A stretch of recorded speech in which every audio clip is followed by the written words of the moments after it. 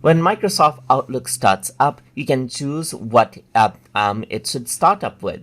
So in order to change around the settings for it, you need to go around onto View Settings, and then what you need to do is you need to go around over here under the General Setting. Then you need to go around under Startup.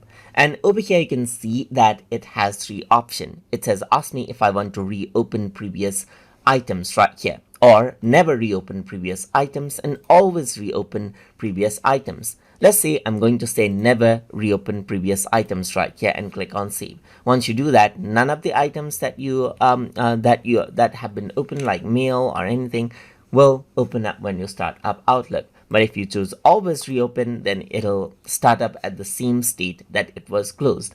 Or you can go around and ask if you want to reopen previous items as well.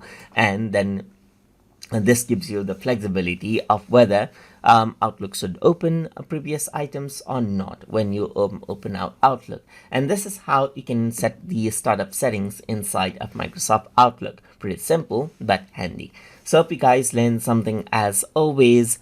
And as always, please like, comment, share, and subscribe.